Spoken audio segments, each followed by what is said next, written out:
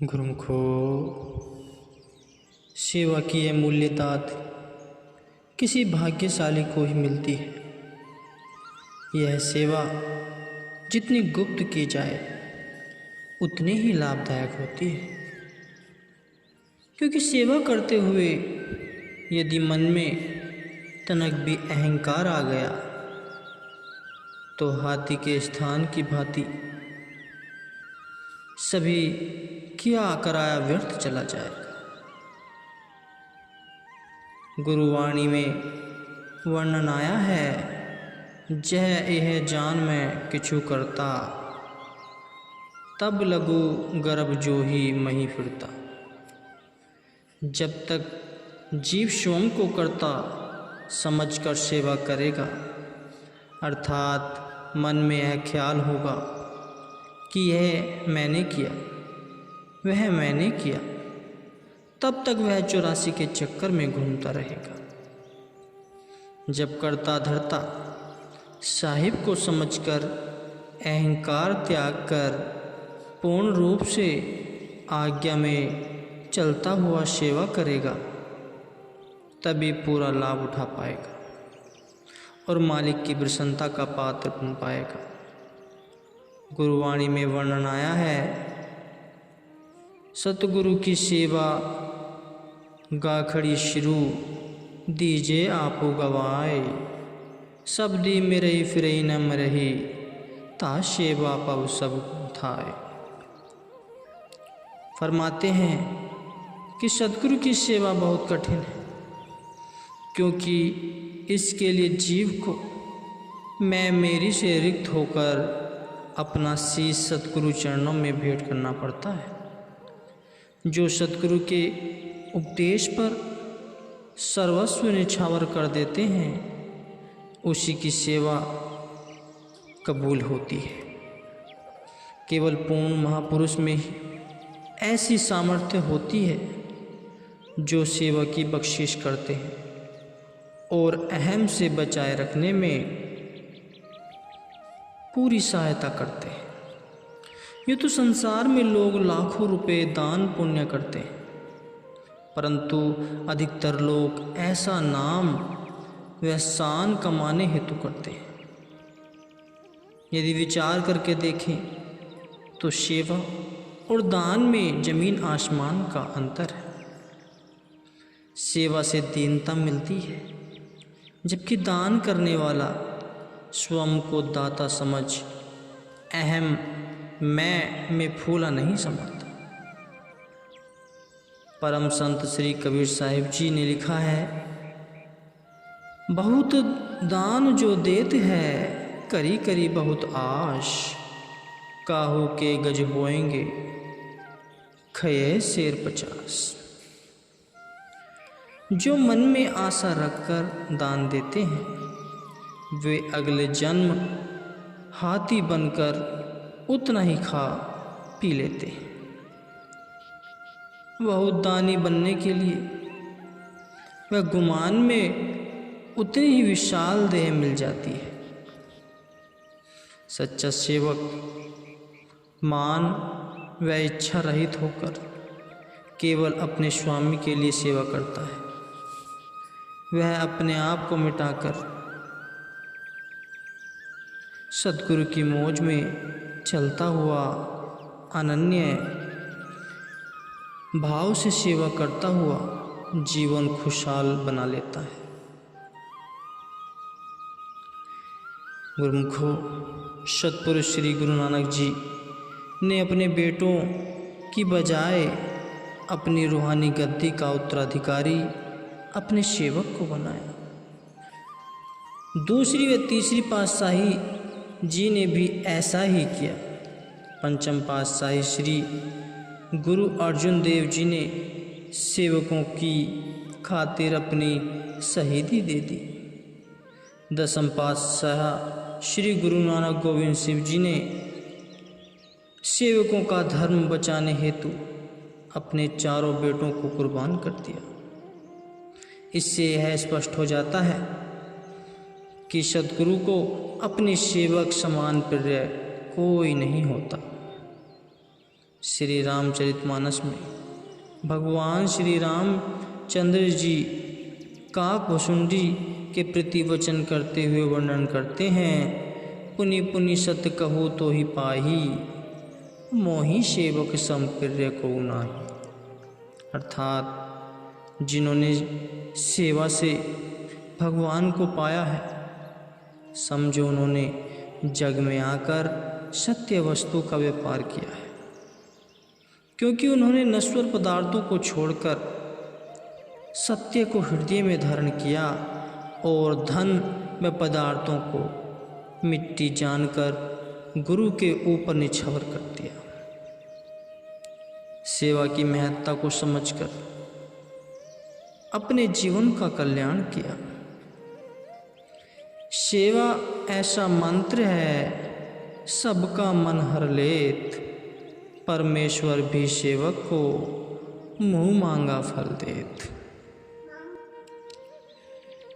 जब श्री हनुमान जी को सीता माता जी ने भेंट स्वरूप हीरे मणिकों से जड़ित एक बहुमूल्य हार दिया,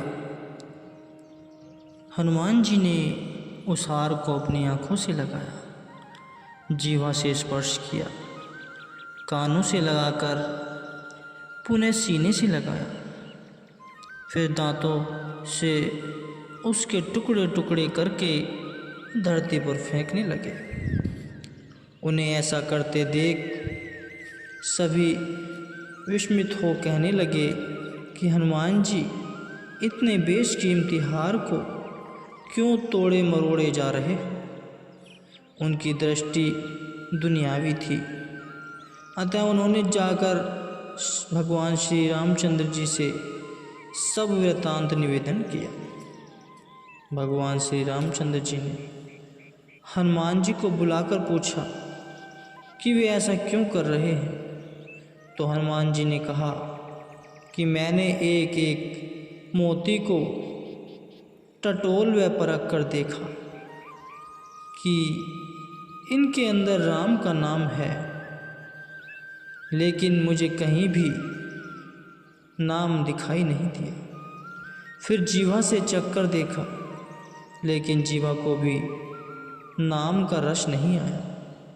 कानों से स्पर्श किया, लेकिन राम नाम की कोई ध्वनि नहीं सुनाई दी। हृदय से लगाया, परंतु हृदय को भी कोई शीतलता अनुभव न हुई। फिर जहाँ राम नहीं वहाँ आराम कैसा। यही सोचकर अशांति प्रदान करने वाली इस माला को तोड़कर फेंक रहा था। यह सुनकर सब ने कहा, यदि ऐसा है फिर तो तुम्हारे अंदर भी राम का वास होना चाहिए। हनुमान जी ने तनक भी विलंब न करते हुए अपनी छाती चीर कर दिखा दिया कि उनके रोम रोम में प्रभु राम का नाम अंकित था। यह देखकर सभी ने उनकी महिमा का गायन किया। कोई कहे कि दुनिया के पदार्थ भी न छोड़ूं और राम भी मिल जाए, तो ऐसा कदापि संभव नहीं। एक सेठ अपनी किराए की दुकान पर बैठा था। उसने नौकर को आदेश दिया कि शक्कर के डिब्बे में से 1 पाव शक्कर ले आओ।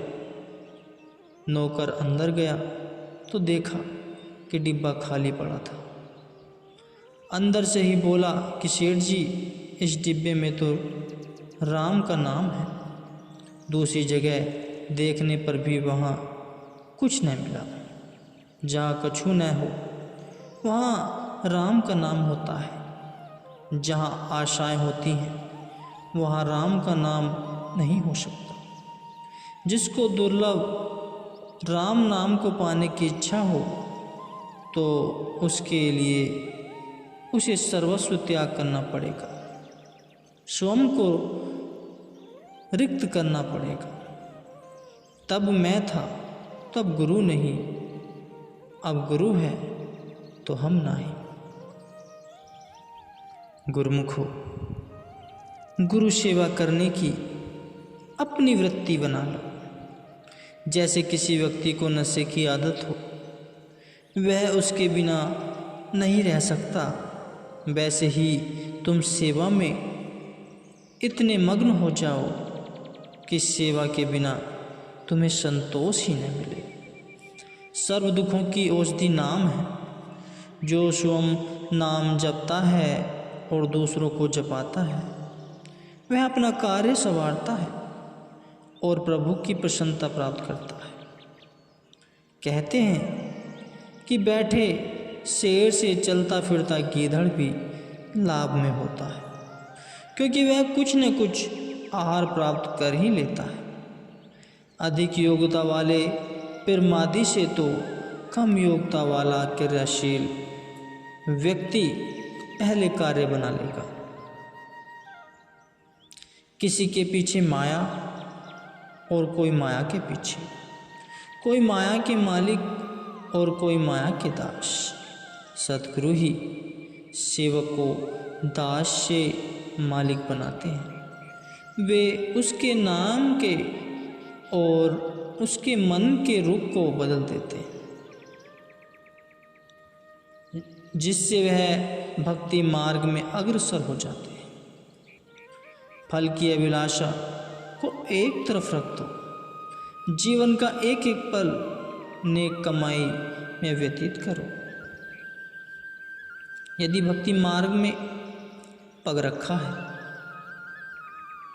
तो मार्ग में चाहे कितने भी कष्ट आए, दिनों दिन अधिक कष्ट हो, फिर भी कदम पीछे न हटाओ।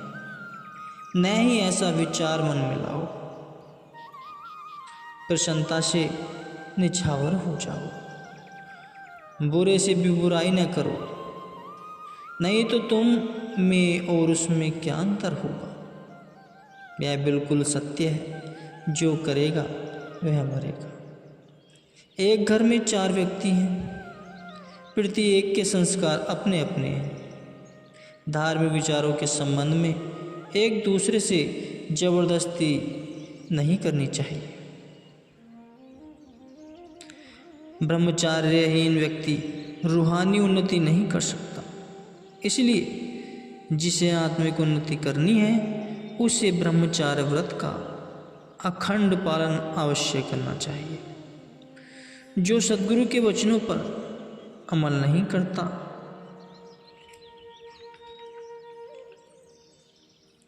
भले ही कितना पढ़ा लिखा हो, उसे यदि अनपढ़ कहा जाए तो गलत नहीं होगा। दूसरों के द्वारा की गई बुराइयां और अपने द्वारा दूसरों के प्रति की गई भलाइयां जितनी शीघ्र हो सकें विस्मृत कर दो, तो दुख से सुख बन जाएगा। जिन बातों से तुम्हारा संबंध नहीं, वह न सुनो और न बोलो। इससे अच्छा एकांत में बैठकर कोई व्यक्ति की पुस्तक पढ़ लो, वो सही होता है। धन की हानि करके भी यदि बुरी संगति से बचा जा सके तो बचाव का प्रयत्न करो। पैसे गए तो कोई हानि नहीं, परंतु वृत्ति तो वह शुद्ध होने से बच जाएगी। जो सेवक सदैव मालिक के ध्यान में लीन रहता है और जिसके अंतर से आपा भाव निकल गया है, वह किसी भी कठिन कार्य के लिए ऐसा नहीं कहेगा कि मुझसे हो नहीं सकता, क्योंकि उसे यह विश्वास है कि मालिक क्या नहीं कर सकते। एक सेवक सेवा करते फिरते बीमार हो गया। डॉक्टर ने उससे कहा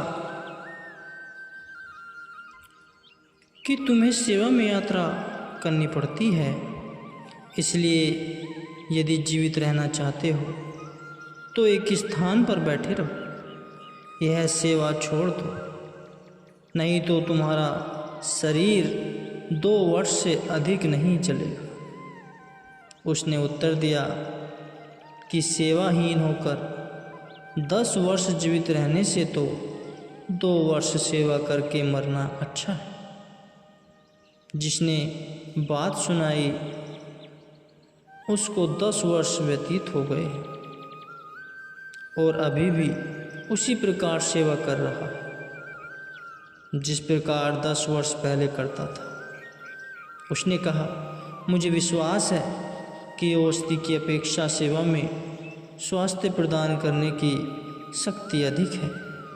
जो डॉक्टर नहीं कर सकते वे प्रभु कर सकते हैं।